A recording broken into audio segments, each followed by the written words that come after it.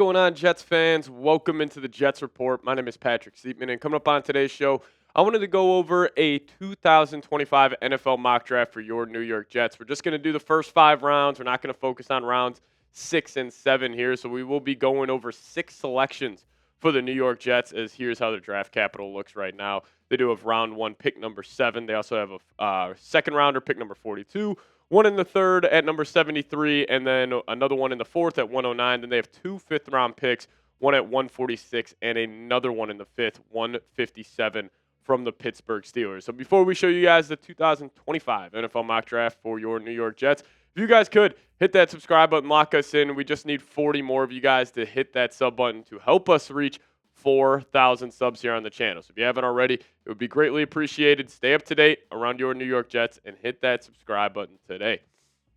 Now, no shocker here. If you guys have been watching the show for a while, you knew where I was going with this selection. But round 1, pick number 7, I got the New York Jets selecting Penn State tight end Tyler Warren. Now, this guy is a physical freak. He's just a great football player, and I think he's going to come into the NFL and be a top 5 tight end immediately from day one. And he was the whole offense for Penn State this past season. Yes, they had good running backs, got a couple of good players on the outside, but it was all ran through number 44, Tyler Warren. Now, he caught 104 of his 135 targets this past season, going for over 1,200 yards, 11.9 yards per catch. And he also has some dual threat ability. They would run him in the Wildcat, 26 carries for 218 yards. He's got a ton of versatility. And the reason why I'm so big here on Tyler Warren is that he will improve the run and pass game immediately from day one, because the Jets obviously have a need at that secondary weapon, next to Garrett Wilson. And Tyler Warren would be just that, and he's also a really good run blocker.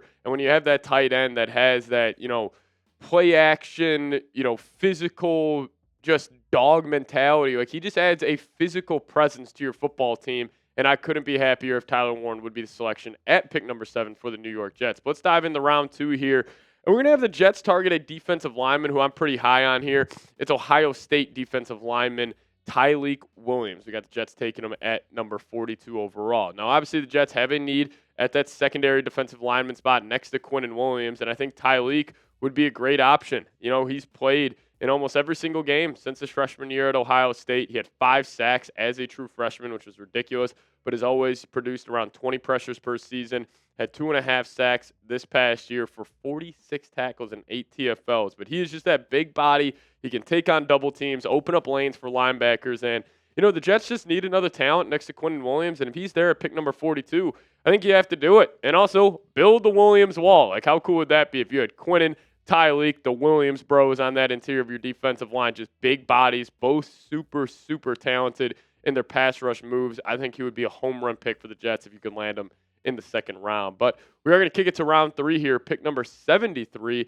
And I'm going to have the Jets go another weapon here. Now, I was debating between either him or an offensive tackle, but we'll talk about an offensive tackle here in a second. But I got the Jets taking TCU wide receiver Savion Williams. Now, this guy is a freak of nature. Big body, wide out. Now, the production may not blow you away from this past season, and playing in 12 games, he only had 611 yards, but they did use some wildcat for him this past season for the Horned Frogs. And he's a big body, freak athlete. He has a ton of potential at that wide receiver position. And, being the physical freak he is, I would love for the Jets to take a chance on him, just because they still got Malachi Corley, that gadget guy who can really do it all with the football in his hands. But I like the complementary piece that Savion Williams would be, as he would be that 50-50 guy, that, 6'5", 225-pound receiver who can go win the 50-50 balls, win those in-breaking routes, and he has done that throughout his collegiate career. So he is a physical freak. I think the Jets need to add another wide receiver. Even if you are getting Tyler Warren,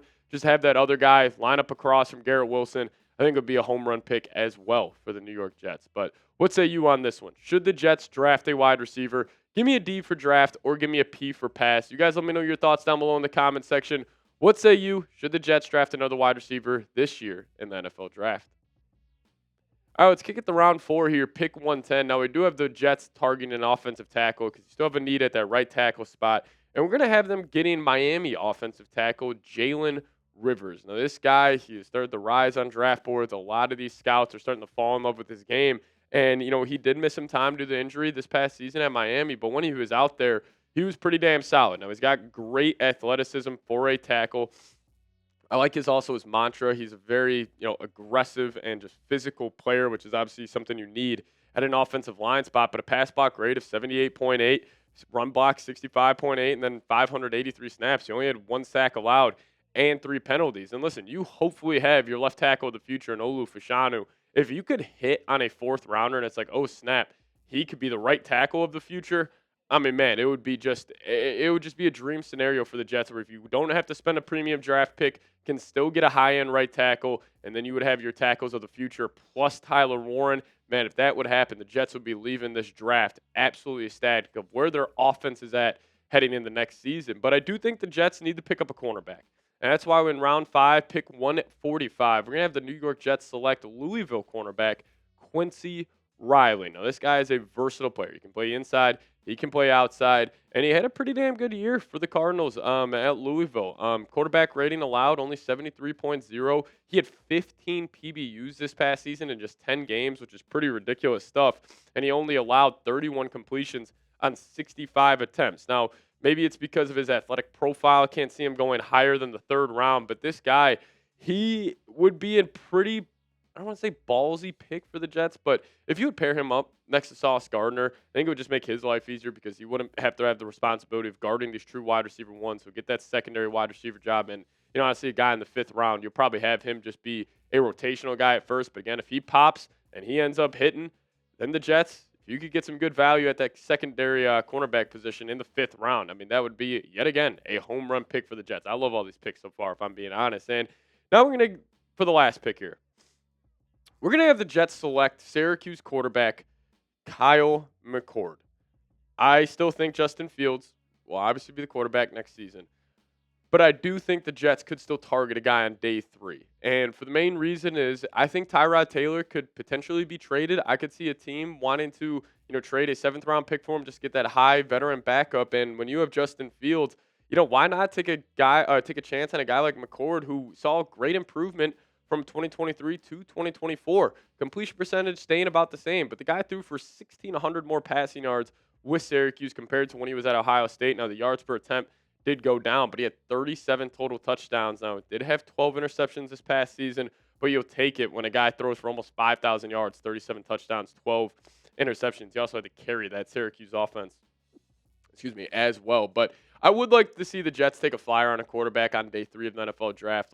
Even though we all know Justin Fields is the guy, but I just still think the Jets are in a spot where it's like you kind of want to throw stuff at the wall and hopefully it sticks. And maybe Kyle McCord could be that because we have seen 5th, 4th rounders. These quarterbacks sometimes end up popping in the NFL, like Dak Prescott being a 4th guy, Brock Purdy being the last pick in the draft. You can find a quarterback of the future in these later rounds, and you might as well take a chance because, listen, I like the top 2 guys, Shadur and Cam Ward. I don't really love the Jackson Darts, the Louisville quarterback, sleeping on his name, Shuck out of Louisville. But I would like to see the Jets take a chance on maybe Kyle McCord or Will Howard potentially in this year's draft. But hey, if you guys made it to the end, if you guys could, give me a me down below in the comment section. We appreciate you guys for tuning in for this 2025 NFL mock draft for your New York Jets. So if you watch this entire thing, hit me with a me down below. And also, friendly reminder, hit that subscribe button on your way out. We'll keep you guys posted with the latest on your New York Jets. And hopefully we can reach 4,000 subscribers by Monday. See you guys next time. As always, go Jets.